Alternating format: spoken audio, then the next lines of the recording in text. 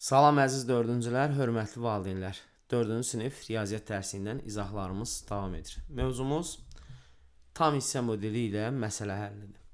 Məsələ həlli üsullarından artıq bir neçəsini keçmişik. Tam hissə modeli ilə məsələ həlli ən maraqlısıdır və bizə demək olar ki, məsələ həlli üsullarının ən vaciblərindən biridir. Çünki bu tənliklərə girişdir, yəni tənliklərin sanki sadələşdirilmiş formasıdır. Biz bunu yaxşı başa düşdükdə gələcəkdə tənlik qurmaqda da çətinlik çəkmərik.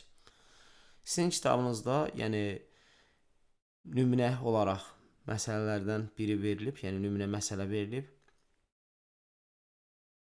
və bu məsələnin həlli tamamilə yazıldığına görə ona baxmırıq. Birbaşa biz tapşırıq 1-ə baxarıq ki, bir də görək nə yazır. Yazır ki, 4A sinifində 25 şagird oxuyur. B sinifindəki qızların sayı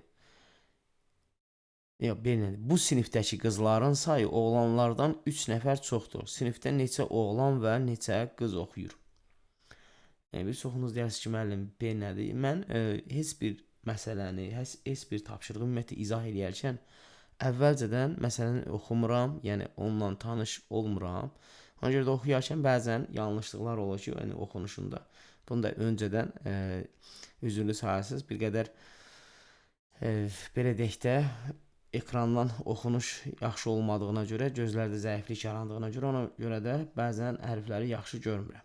Tamam. Amma bütün bunları sizlər üçün gördüyüm üçün, yəni hər bir şeyə görə də çox şadam. Ümid edirəm ki, siz də bu əməyimin qarşılığını geri ödəmiş olarsınız. Yəni bir sözlə gözlərim fəda olsun mənim gözəl şagirdlərim üçün. Deməli, bu sinifdə neçə oğlan və neçə qız oxuyur deyə soruşur. Biz bilirik ki, cəmi 25 şagirddir. Burada tam hissə modelimizin sxemi çəkilib, 25 şagird qeyd olunub. Qızların sayı oğlanların sayından 3 nəfər çoxdur. Oğlanların sayı bir tam hissədirsə, qızların sayı tam hissə, bir də üstəgəl 3 var. Biz ilk öncə tam hissələrin nəyə bərabər olduğunu tapmaq üçün elə bir ki, belə deyək də, bu iki tam hissə, bir də üstəgəl 3 bərabərdir 23 və 25-ə. Mən bu 3-ü buradan çıxım ki, sol tərəfdən, onda gərək sağ tərəfdən də 25-dən də bunu çıxmış olum. Ona görə də ilk olaraq 25-dən 3-ü çıxıram ki, görüm 2 tam hissə nəyə bərabərdir. Bu da bərabər deyəcək 22 etmiş olur. Deməli, tam hissələrin cəmi, istəsəz bu tam hissələri bir daha çəkərsiniz, ehtiyac yoxdur çəkməyə. Orada nümunədə çəkmişdi, yəni mən bunu çəkmərəm. Yəni bunların cəmi 22-yə bərabər oldu.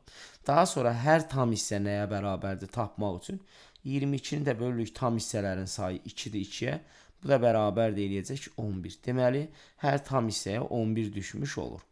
Və burada 11 olarsa, burada da 11 yazdıqdan sonra bu 11 nədir? Qızların, oğlanların sayı oldu. Oldu oğlan.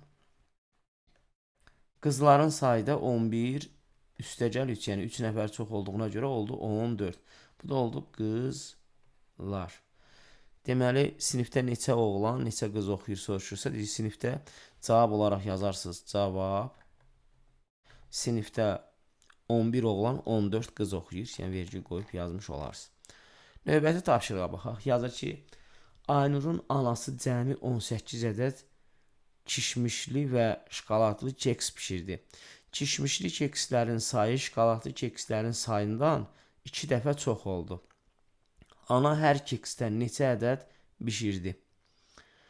Deməli, ana nə bişirib? Keks bişirib. Cəmi neçədir? 18-dir. Bizim yenə də tam hissə modelimiz hazırdır. Yəni biz bilirik ki, şokoladlı kekslər kişmişli kekslərin sayı şokoladlı kekslərin sayından 2 dəfə çoxdur. Yəni şokoladlı bir tam hissədirsə, kişmişli bundan 2 dəfə çox 2 tam hissə olmuş olur. Və artıq burada əlavə yoxdur, sadəcə tam hissələrdir. Ona görə də biz hər tam hissəyə nə düşdüyünü tapmaq üçün ilk öncə nə edirik? 18-i tam hissələrin sayı. Yəni siz olduğu kimi burada qurarsınız. Siz quraq da burada necə qurulduğunu da yazın. Məsələn deyək ki, şokoladlı yazırsınız. Şokoladlı. Qabağında, yəni bir dənə də nədir? Kişmişlidir yazırsınız. Kişmişli. Qabağında məsələn şokoladın qabağında bir tam hissə çəkmiş olsaq, kişmişliyin qabağında nədir? 2 belə tam hissə var. Yəni 2 yerə bölmüş oluruq, 2 tam hissə çəkmiş oluruz. Bunların da cəmi nəyə bərabərdir? 18-ə bərabərdir.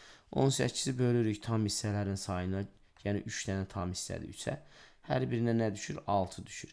Hər birinə 6 düşürsə, burada da istəyirsiniz tam hissələrin içinə 6'ları yaza bilərsiniz sonradan.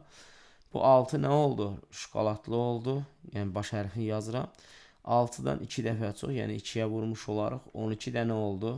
Kişmişli oldu. Bu da kişmişli üçün yazmış olarsınız. Ana hər keksdən neçə ədəd pişirib? Yazırsınız 6 şokoladlı, 12 kişmişli keks pişirmişdir. Növbəti baxırıq ki, 3-cü tapşırıqda nə yazır? Yazır ki, 2 mağazaya 120 kiloqram tərəvəz gətirdilər. Birinci mağazaya gətirilən tərəvəz ikinci mağazaya gətirilən tərəvəzdən 3 dəfə çoxdur. Hər mağazaya neçə kiloqram tərəvəz gətirilib? Birinci mağaza yazırıq. Birinci mağaza.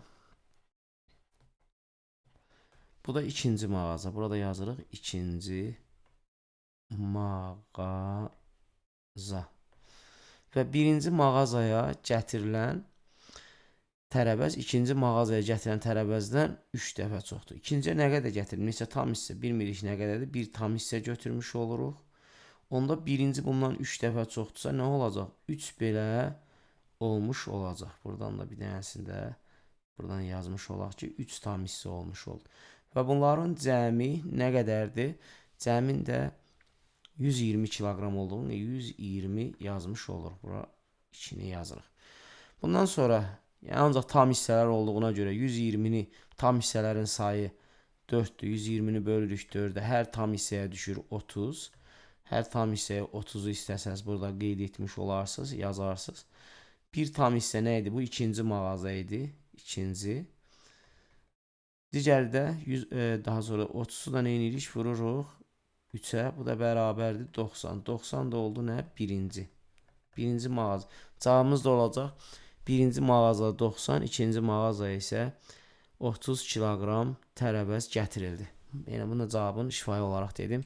Bu şəkildə yazılmış olacaq. Növbəti məsələ həlli üsulunda görüşmək ümidini hələlik sağ olun.